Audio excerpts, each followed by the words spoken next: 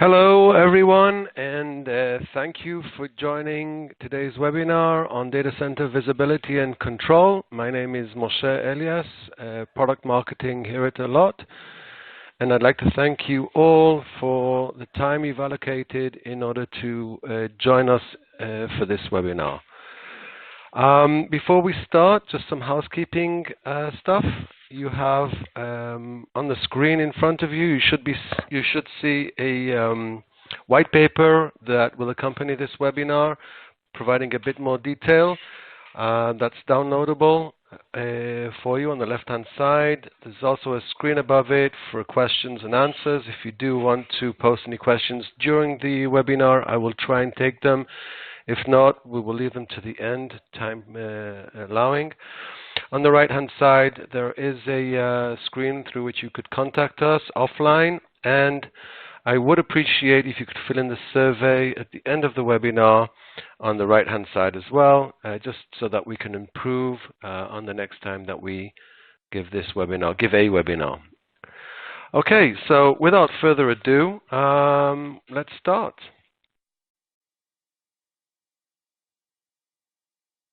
So first of all, I'd like to set the stage in terms of what we are going to talk about and who are we addressing. When we talk about data center service providers, who do we mean? We mean basically organizations that provide co-location facilities for enterprises to put their systems in a shared facility, primarily for the reduction in cost of the real estate, energy and cooling, and of course communication facilities. The other option, or many data center service providers started out providing co-location services, and they expanded into both shared public cloud and private cloud. So these are facilities that are either dedicated to a specific enterprise in the private cloud example, or a shared IT infrastructure that can be leased on demand by the tenants or by anyone who, if the service is offered externally to access, if someone wants to spin up a server or two in order to do some compute or just set up a website. These are the three main staples of data center services. And this market has been around for over 20-25 years, and the expectation is that by 2025, according to Gartner, 80% of all enterprises would migrate totally away from on-premise data centers. So this is a pretty mature market. An enterprise coming to consider selecting a data center service provider will look at the offerings based on those three main offerings, but also additional services. So another thing that they'd be looking at is workload automation between their dedicated resources and maybe shared cloud or private cloud resources, value-added services. This could mean different IT types of services, storage, backup, technical support, and so on. And of course, additional value-added services. Basically, an enterprise will be looking to be able to deliver a higher level of IT services to his organization at a lower cost. So those are the primary considerations, in addition to maybe location, if they are time sensitive, if delay is important to them, and the tier, the level of availability of the facility of the data center itself. So we're going to focus on the component of value-added services, and coming from Allot, we'll focus on the network side of things.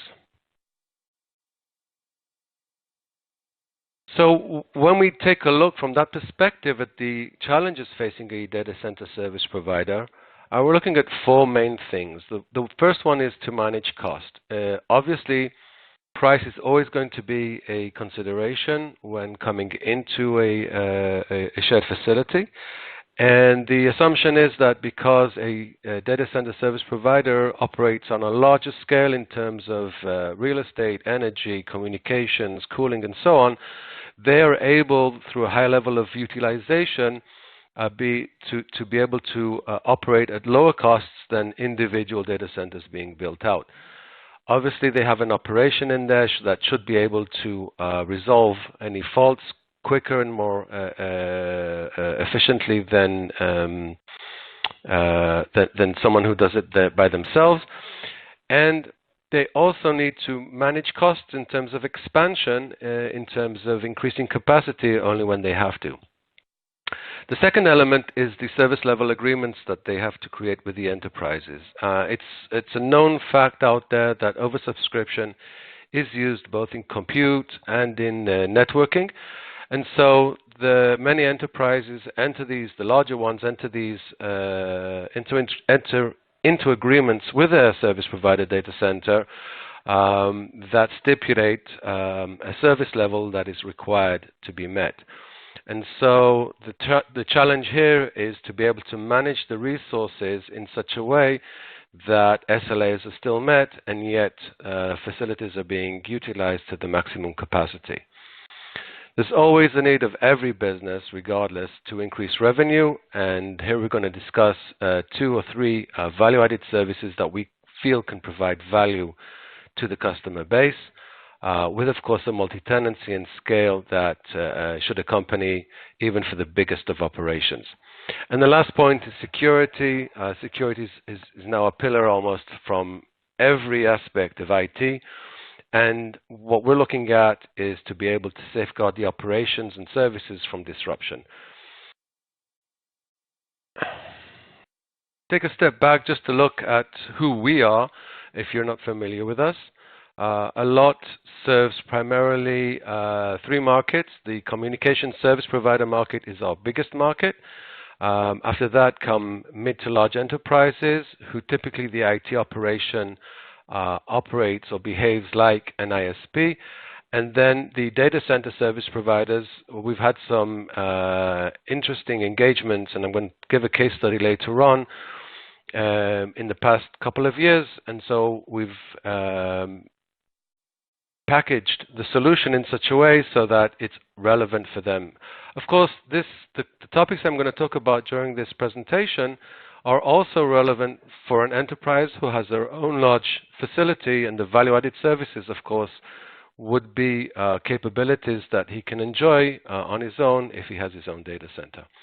And so our main premise is to be able to provide, protect, and ensure the quality of experience of applications, whether they're in the service provider network or in the enterprise network. And so when you take a look at the scale that we need to operate at, and some of our customers are the largest operators in the world, then you can be sure that the robustness, the scale, the performance that we're able to bring to bear for an enterprise is more than enough. We also serve Tier 3 and Tier 2 operators and mid to large enterprises in such a way that our solutions are cost effective for them. We take a look at what we can offer under 3 main pillars. The C control, secure, that you may be familiar with from our tagline. To be able to see what's going on in the network is the key to whatever can be done in the network. You can't control what you can't see, and you can't secure what you can't see. And so we provide both real-time and historical analytics in order for our customers to be able to see the behavior of the applications and the users, but also in this perspective, in this context, to be able to measure the network SLAs, to do QoE scoring, and to be able to plan and troubleshoot a lot more effectively and rapidly than they could with other tools or without the capability to see actually what's going on. Once you can see what's running in the network, you can apply controls. Controls can be at the level of the traffic itself, the volume, at the protocol level, and of course at the application level. And this aspect enables a data center service provider to assure to assure application delivery to his customers, to meet the SLAs that he's agreed to with his customers, and of course to maximize the utilization of the infrastructure that he has. The last pillar is, of course, the security, and here we're talking primarily about protecting the shared infrastructure and the services, or individual enterprises as a value-added service from attacks that may disrupt service or disrupt a business. So before I elaborate on the value-added services that are out there, I'd like to describe a case study. This is a customer called NLDC. They were owned by KPN. They were sold sometime this summer to a larger operation. Even before acquisition, they were the largest Dutch co-location provider, and they were offering enterprises throughout Holland data center services. The challenges they had when we met them was to be able to enforce and maintain, of course, the customer service level agreements at minimum cost, and use the resources that they had in a more efficient manner. A key pain point that they had was to be able to verify customer service level agreements, to do accurate billing on services that were usage-based, and of course, to have the visibility for themselves and their customers in order to do timely planning, timely expansions based on data-driven planning. They had an existing solution in place. Not going to elaborate too much on that, just to point out that the limit was primarily in scale and stability. Something that, of course, didn't represent any limitation from our side. The solution we provided them was based on the service gateway. For those of you who are familiar with the service gateway, the great thing about it is that it comes in many formats and sizes. It could be fully NFV compliant and or as a standalone appliance. But what's relevant in this case is the fact that it was possible to scale the solution to very high capacities and to be able to enforce and verify that the customer service level agreements were met, and that the quality of experience that the enterprises were experiencing on their business applications was the best possible experience that they could get. And of course, the report generations provided a wealth of information for both troubleshooting, planning, network hygiene, and other uses that they were able to extract from the service gateways into the analytic systems. And so all of this went into place, but you don't have to believe me. These are a couple of quotes that the customer provided us.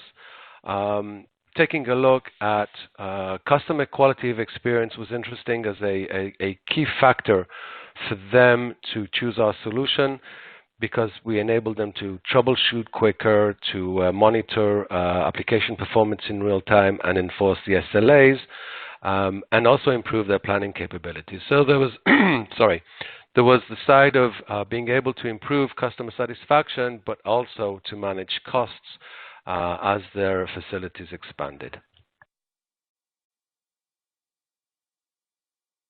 So let's talk about the value-added services. And the first step that we take when we go into such an opportunity or go into such a facility is to be able to virtualize the network resources. And what do I mean by virtualizing the network resources? It's done in three hierarchies. So we're able to aggregate multiple access lines, that come into the data center. Obviously, there is always more than one for redundancy purposes, but also for load balancing. And we're able to take that chunk of those access lines and aggregate them into one chunk of bandwidth that could be then split into multiple services. And so the first tier that we propose is the tier that creates different tiers of services for whatever the service provider wants to offer. You could have a private cloud premium or a public cloud basic service, and the difference between premium and basic would be the level of oversubscription on that specific line. And so they would each accompany a different pricing model and also a different level of a different service level agreement, if that's applicable to all of these services. Then within the service itself, the second tier manages the tenant traffic, okay, just to make sure that we're both enforcing and meeting the SLA per tenant. And the third hierarchy is the tenant managed application control, on which I'll elaborate later on during this webinar. So let's take a look at the first two. I mean, why is it important to aggregate the network access providers into a shared pool of bandwidth resources? The main reason for that is that once we have an aggregate bandwidth, we can operate at high levels of utilization without impairing customer quality of experience. So that's the first step. The second step is then allocating the pool network resources into service tiers. The capability to tier services and associate different levels of pricing basically means that you can address a larger market, which then gives you the opportunity to maximize revenue. I found an interesting academic paper that talks about maximizing revenue in cloud computing markets. And there they talk about maximizing revenue on CPU, on network, on different resources that can be provided in order to maximize the revenue of the offered services. The second tier, as I mentioned before, is to individually manage each tenant separately in terms of the SLA agreement in order to enforce it and to assure that it happens. So you want to provide a minimum guarantee, but you also want to provide maybe a ceiling or a burstiness that's allowed if the capacity allows it. The premise, of course, for oversubscription is that not all resources will be used simultaneously by all customers. And so in order to meet and validate the SLAs, we need to be able to measure it. Now, many SLA contracts are based on simple network SLA metrics. These are objective metrics that look at the round trip time, at the level of drop packets due to policy hits, utilization, volume, things like that, which is all fine, but it really doesn't give the business decision makers in the enterprise an understanding of the quality of the IT service that they're receiving. So we've met the SLAs. We can take that a step forward and do QoE scoring, quality of experience scoring for business apps that look at user-centric metrics such as response time, page loads, stalls, and so on and so forth. So this requires a better understanding of the application, at least at the lower level of the application, whether it's web-based or it's streaming, and to be able to do those QoE scorings.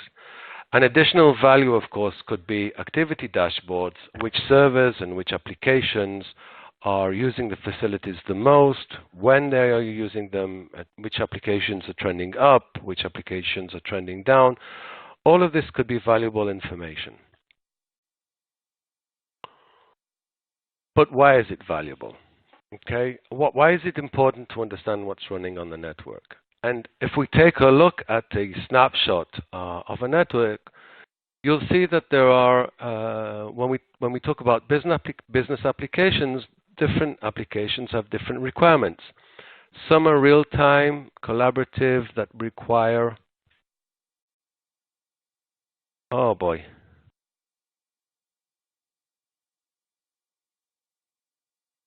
I just received a question that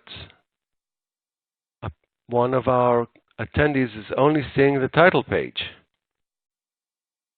Can someone either verify that that is the whole audience? I've been talking for about 16 slides, 20 minutes.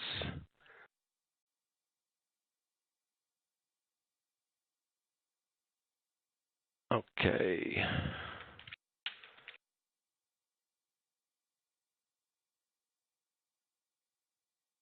I'll just send it in the chat.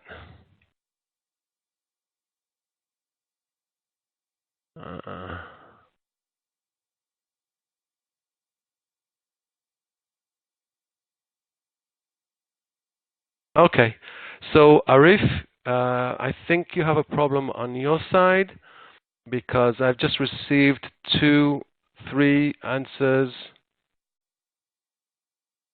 Okay. So, I'm sorry for the relief on my side. I thought I've been speaking to the title slide for the past 16 minutes, but it seems that everyone is hearing and seeing everything clearly. I thank you all for the input. Sigh of relief on my side, and we can continue. Okay, cool. So when we look, this is actually a snapshot of a data center tenant. You'll see that there are applications there that are real-time, and they need to have real-time responsiveness from the network. We have interactive business applications, primarily web-based, some business processes, SQL, databases, and also some non-time sensitive applications, such as security and software updates for operating systems, emails, and stuff. All of these require different levels of service. And of course, there's always the fact that the business apps as a whole will compete with other types of applications. Some are not business related, some have inherent risk associated with them, and some should not be running in the corporate networks at all. We have shadow IT. I mean, if you sanction shadow IT, that's fine, but if you do not sanction shadow IT because of the nature of your business, then obviously you don't want to see it running in the network. Personal and recreational applications shouldn't be running in the data center, but we've seen that as well. And there are instances where peer-to-peer torrents, VPNs, crypto mining even has been seen in data centers, as in this example. This is stuff that shouldn't be running in the network.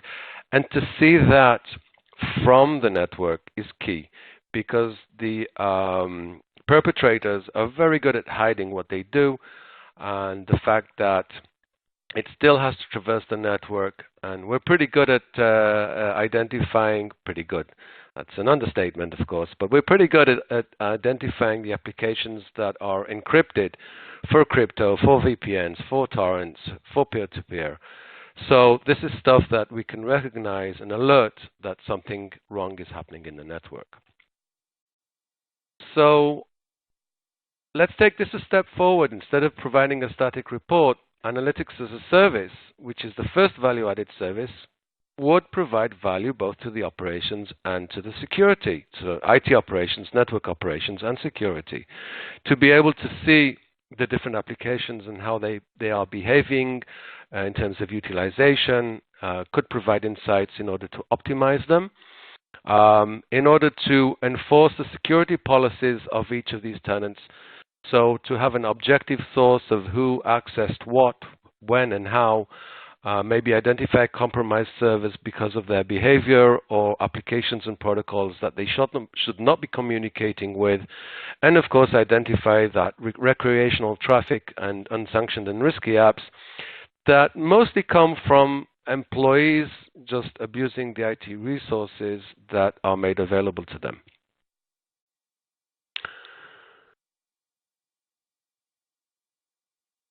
Okay, so we've shown the customer what's running in his network.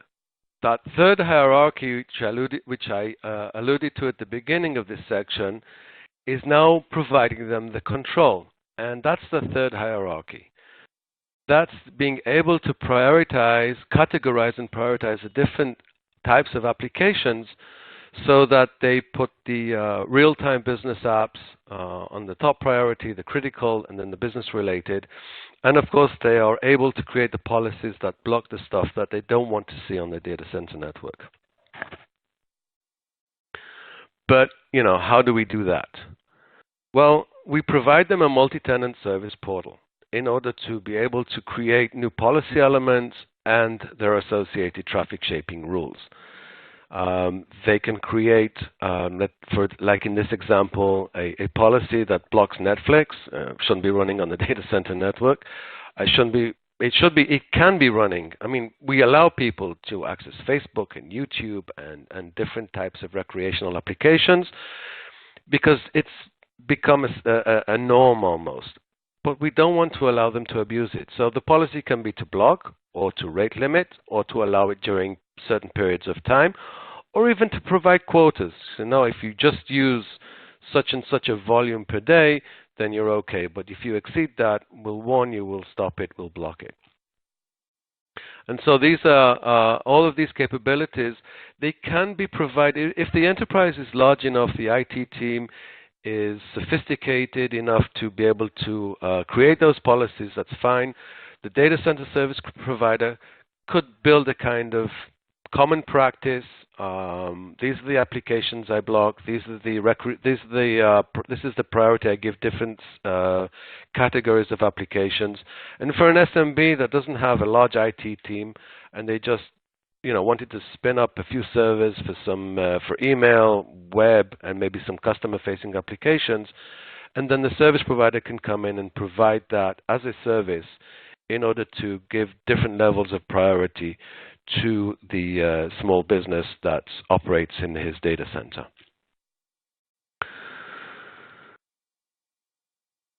Okay, just a last one that I missed. You can see here also the policy that blocks cryptocurrencies. That is a category that we support and we're able to block. So I have a question for you, because we have seen some customers pick up on this, and since I have a nice audience today, I'm going to ask you a question. So what type of value would application control provide enterprise tenants? I'm trying to see where it applies the most. So feel free to select all the points that apply. It's either relevant only for real-time applications, which could be the case. It's relevant for categorizing and prioritizing all the business apps. Or it's relevant to mitigate risk and just remove the risky apps, or none of the above. So just choose those that you feel are relevant.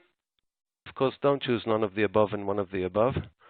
And I'll just give it about half a minute for you to answer, and then we'll all take a look at the responses. I'm sure you're also curious to see what other people, what colleagues are saying.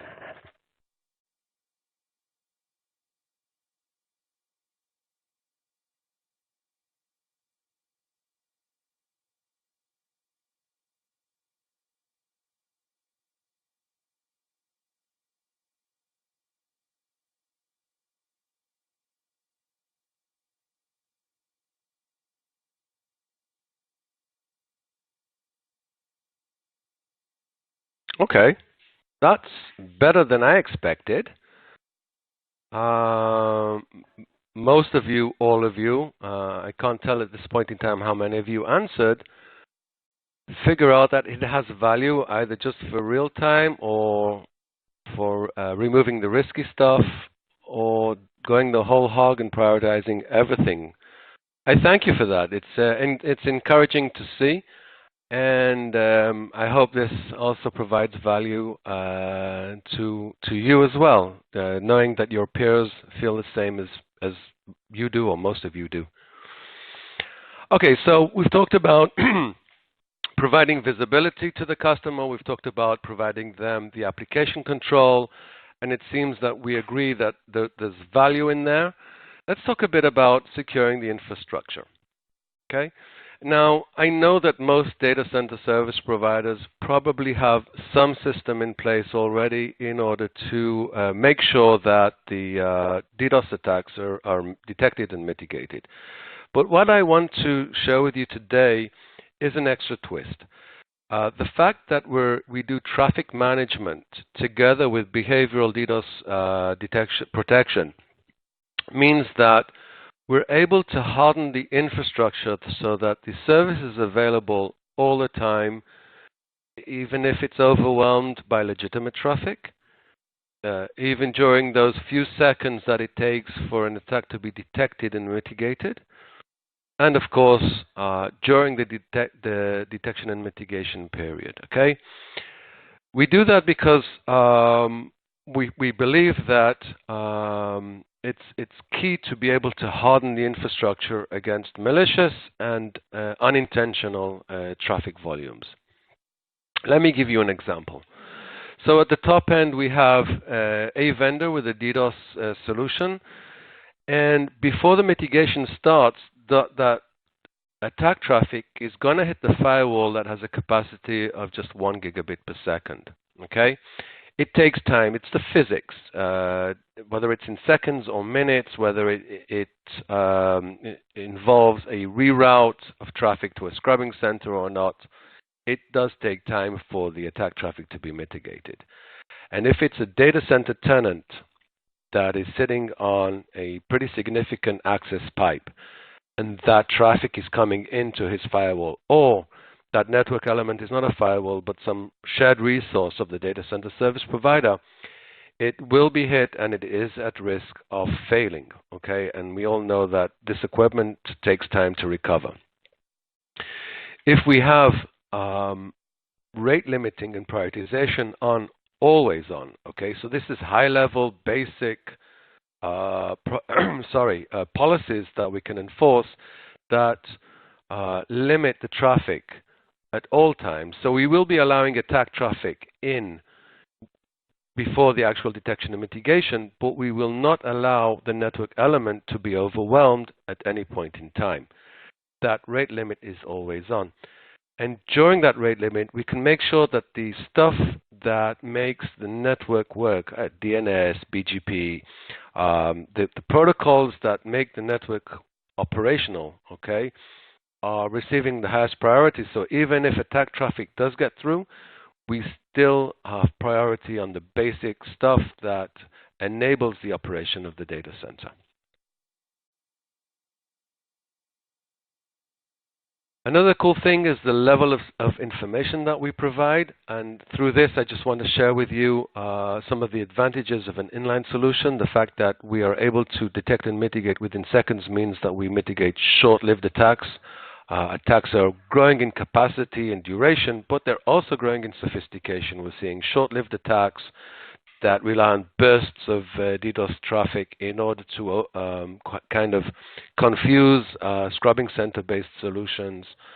And the forensics are in there in order to be able to provide detailed analysis of what happened and how they can, how we can, were we protected and how are we protected, and if possible, from where the attack came. So that is the third pillar that talks about the value-added service that can be provided. I just want to summarize with this to talk about how we can increase the efficiency of the network resources by pooling and virtualizing and allocating them at a tiered service level per tenant. Provide customers the capability to provide prioritization of the different applications in the data center.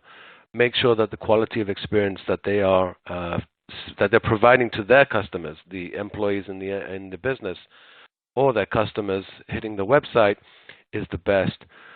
Providing meaningful and detailed analytics is key not only to validating SLAs and doing billing, but also as a value add to see what's going on and to be able to take action on that.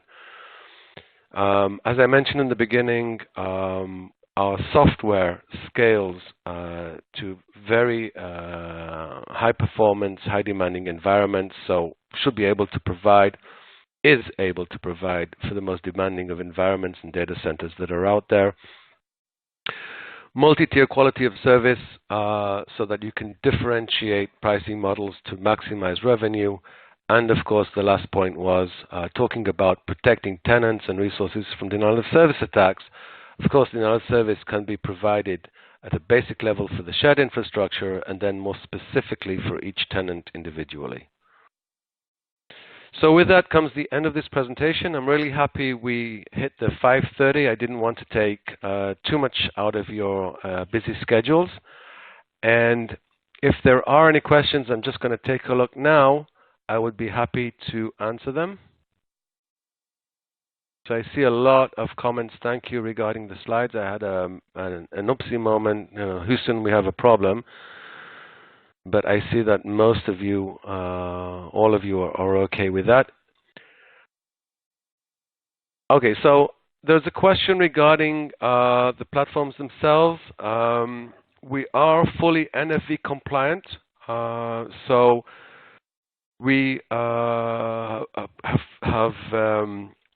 all our capabilities today are available on virtual edition appliances.